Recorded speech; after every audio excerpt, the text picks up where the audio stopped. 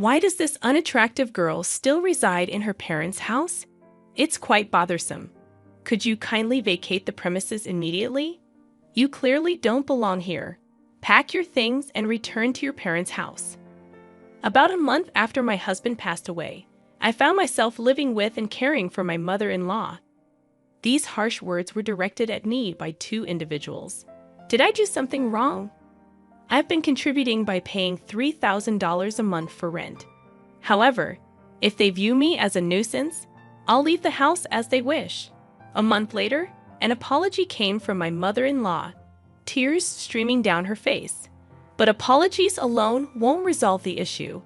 I decided to share a surprising fact with her. It had been a year since I married her son, and we have been living in their house. My husband and I shared a love for camping and outdoor activities, quickly bonding and leading to our marriage. Now I was taking care of my mother-in-law, who had been alone since my father-in-law's passing. Her initial animosity turned into gratitude, and we built a genuine parent-child bond. My husband and I had a decent income, and we were giving her $3,000 a month as rent. Despite this, financial troubles arose. My sister-in-law, who didn't live with us, began making frequent demands for money. I intervened when she asked for financial help, suggesting ways to cut expenses instead. My husband, realizing the need for his sister to become more self-reliant, firmly advised her to stop depending on their parents. This created a rift, but my sister-in-law reluctantly changed her behavior regarding money matters. Since my father-in-law's passing, my mother-in-law had been more lenient with money, often granting her children's requests. However, it became apparent that my sister-in-law was exploiting this generosity, demanding larger sums of money. Taking charge of the family's finances, my husband managed the situation.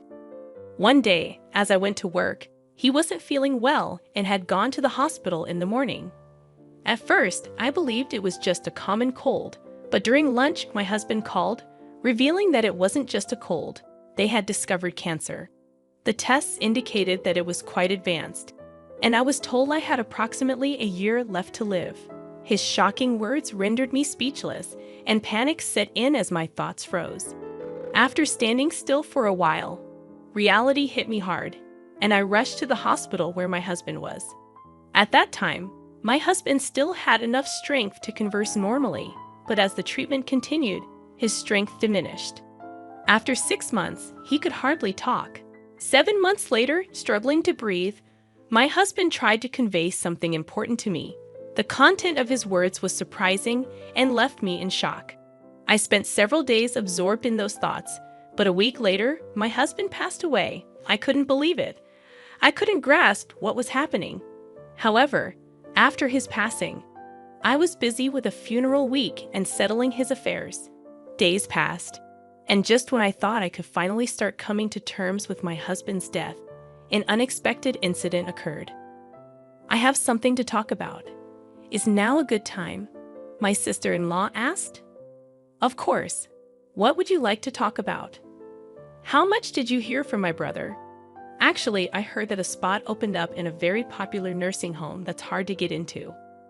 Why don't we consider admitting Mom there?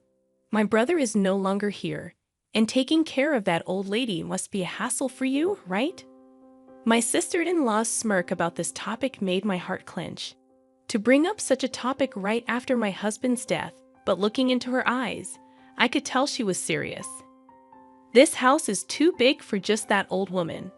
Don't you think it's a waste if my family and I live here? You can live alone without any worries. I think it's the best choice for everyone. While my sister-in-law didn't say it explicitly, her remarks gave the impression that she had been eagerly awaiting my husband's death. The way she trivialized my husband's death and her disdainful attitude towards my mother-in-law, I couldn't tolerate it anymore. I appreciate your suggestion, but I have no intention of doing such a thing. I plan to continue living with my mother-in-law, taking my husband's place. When I firmly declined, my sister-in-law left the house in a bad mood. Originally, it seemed she viewed my mother-in-law as a convenient source of money, so her attitude was not surprising. However, I was honestly shocked by her blatant actions. Nonetheless, I had no intention of letting my sister-in-law have her way, nor did I plan to put my mother-in-law in a nursing home. But an event a week later shook my resolve. Upon returning from work, I found my mother-in-law glaring at me angrily, and my sister-in-law smirking beside her. "I'm disappointed in you. I want you to leave this house. How dare you plan to put someone in a nursing home without consulting? What are you trying to do, take over the house?" "No, that's not my intention." "What do you mean? Why don't you just be honest? It was your proposal, wasn't it? You said to put Mom in a nursing home and sell this family home, and suggested we split the sale proceeds, didn't you?" "I never said such a thing." Shocked by this unexpected betrayal, I struggled to speak, but managed to express my thoughts. I was genuinely taken aback, completely unprepared for such forceful tactics just because things weren't going her way. The pain and sadness enveloped me as my mother-in-law looked down on me as if I were worthless. "I don't consider you family anymore. Please leave this house right now," she shouted at me with rage on her face. It seemed my mother-in-law had no intention of listening to me. "Understood. If that's what you want, I'll leave as you wish," I responded. Perhaps my sister-in-law had influenced her, but this was a clear betrayal for me, as I had decided to continue caring for my mother-in-law in place of my husband. I quickly packed my things and decided to return to my parents' home. I needed to find a new place to live and had a lot to do, but being kicked out by my mother-in-law deeply hurt me, so I decided to rest at my parents' home for a while. About a month later, my sister-in-law accused me of withdrawing money from our parents' account without permission. "Is that you? You withdrew money from our parents' account without permission, didn't you? Why is there not a single dollar left in the account? Don't say such ridiculous things.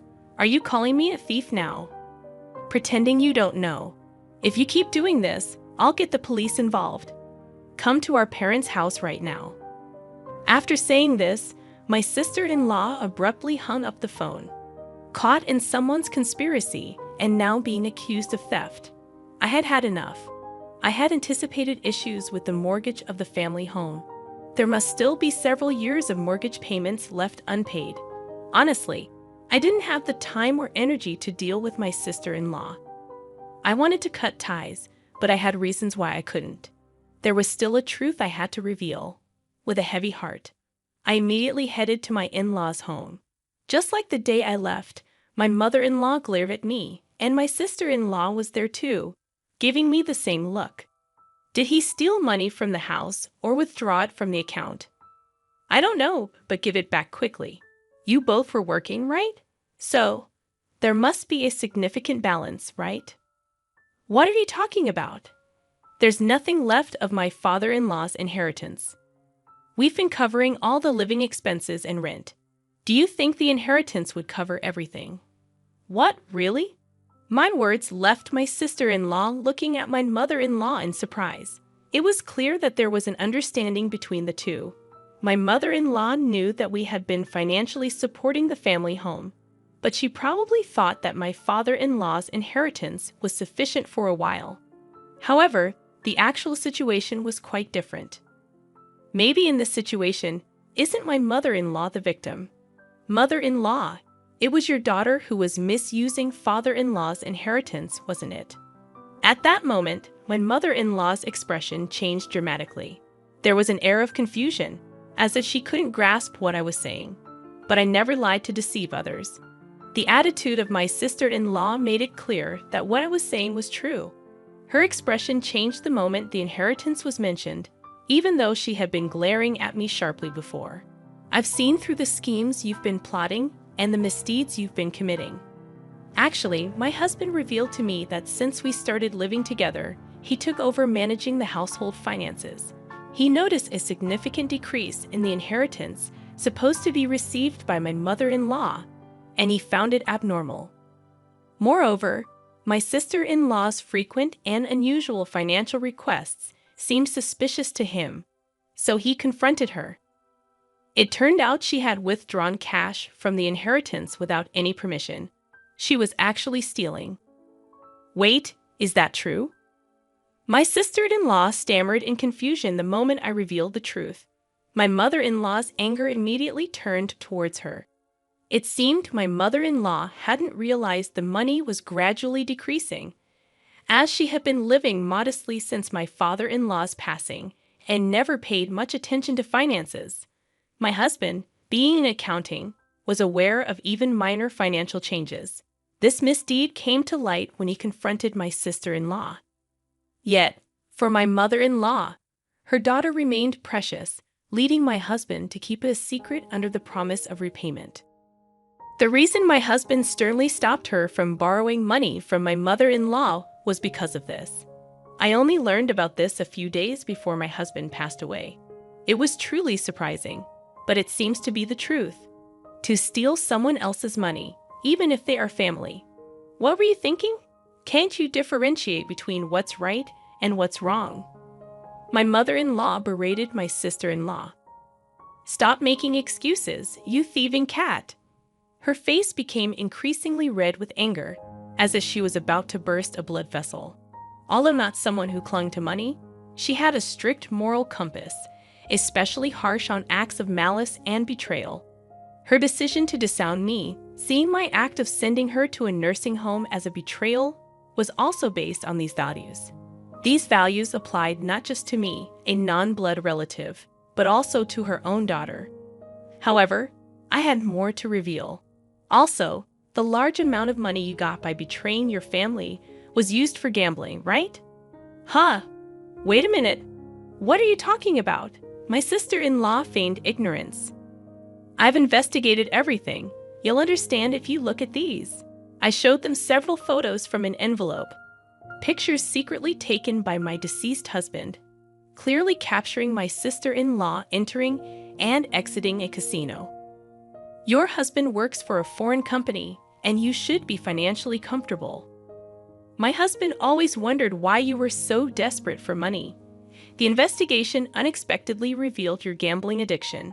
Tell me, how enjoyable was it to gamble with someone else's money? What is this? This is called stalking. This is no joke. You're calling others thieves, and now this. And there's something else I need to tell you, mother-in-law. It was your daughter who suggested sending you to the nursing home. You know what? Finally, I've reached this point. It's time to reveal everything and then bring this to a close.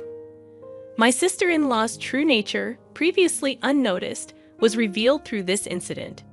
This should make my mother-in-law realize that blaming me was a mistake.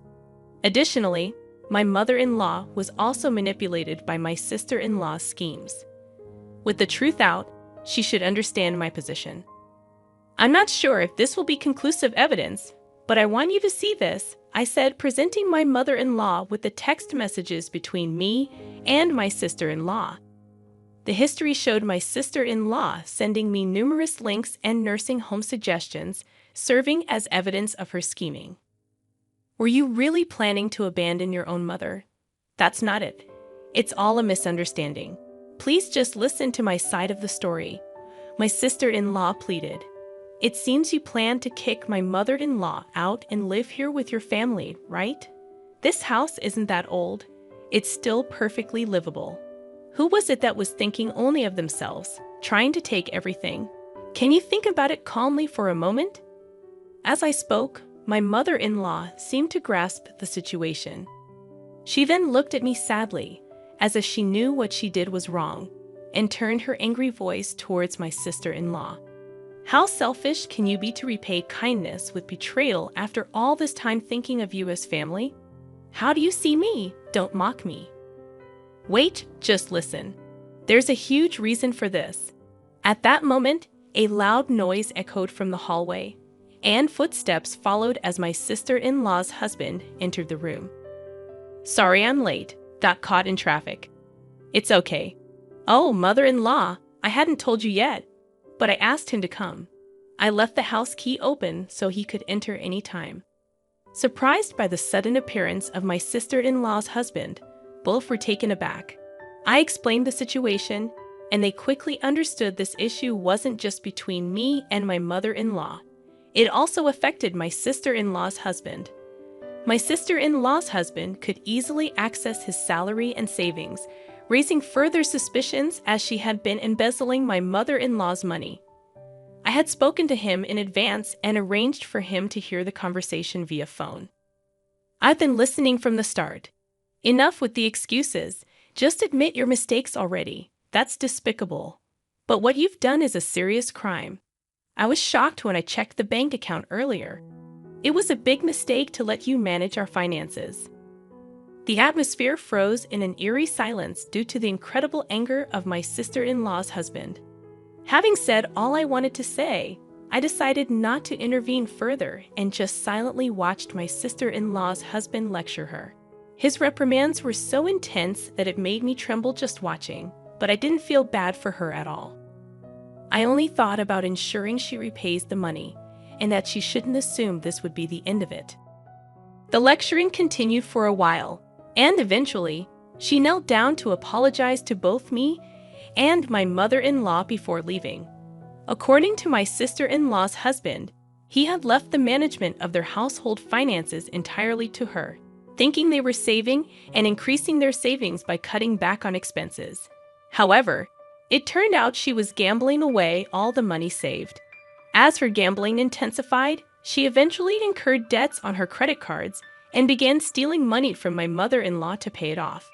The total amount she owes from various sources is now more than what she has stolen from her husband and mother-in-law.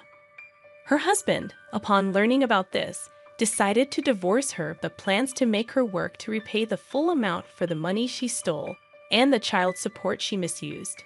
Until then, he had no intention of divorcing her and was constantly monitoring her behavior, hoping for her to change herself. It seems tough days are ahead for my sister-in-law.